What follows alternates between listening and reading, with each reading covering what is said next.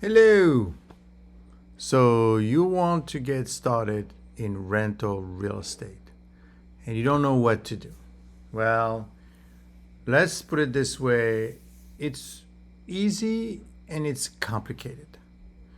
It's easy because you understand how these things are all about. You know what a house looks like, you know what a renters is about, you know where money is, you know where bank is, you know what a sink is, you know what a ply is, right? So it feels like, well, this is reachable. Correct. It is reachable. But you have to make sure you do it right.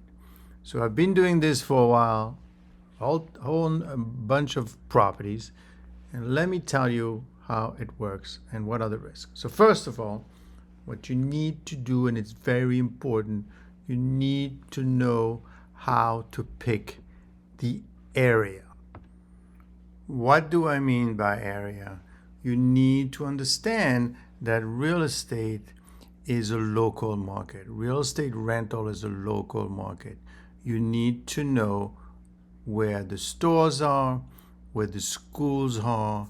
You need to know if there is a Whole Food next door, how far they need to work, I need to walk, and do lots of different things. And more importantly, is there sidewalk parking and how far the fire department is. So there's a lot of potential issue that you need to be familiar with because that makes a big difference. Next, you need to find a place. Where do you find that place? Where do you find that rental? Well, I would suggest a few things. Go to rental, to a Zillow. Obviously, go to the any kind of website that advertise for houses for sale. That's one way to do it. The second one is you could go for the agent. The problem is that when you go with a website such as Zillow, well, you're not the only one bidding the property. The good news is that it's a clear property, so at least you know what you're getting. You could also check with your agent. Your agent might be able to help you there as well.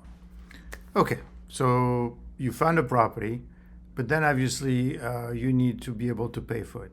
I recommend highly that you do not pay cash for it for return purposes and that you use other people's money.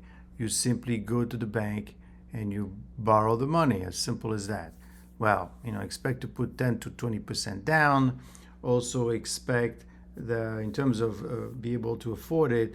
Usually what the bank does, it takes your income multiplied by 3, and this is kind of maybe sometimes 4, and this is kind of the money that they will give you. So assume that much. I will make another video in terms of the rentability of the investment. When does it make sense to invest, and when it doesn't make sense to invest based on how much you pay for it, your rental, and the actual amount of money that you pay for it. But you go to the bank and you simply borrow the money. So now that you've got your house, your rental, you need to advertise for it. I would simply go to Zillow, or they also have Zillow Rentals. They have lots of websites where you could start advertising for it. So the way you do it, two important facts. First of all, whenever you want to screen for tenant, you got to ask all the information, have them fill out a form, the address, social security, anything that you can, run the background information as well. There's lots of websites out there that help you do that. You also want to be able to make sure that they make enough money to pay for the rent. So the way I would do it is I would take the rent, multiply by 3, and this is how the net take-home pay is. Maybe twice. Make sure that you do see exactly how much money they make. Do not trust them to tell you what's going on, and check the background. Check for illegal activities, check for any type of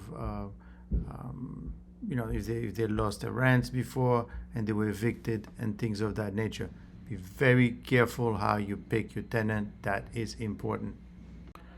You will need a team of people working for you. You can't do it alone.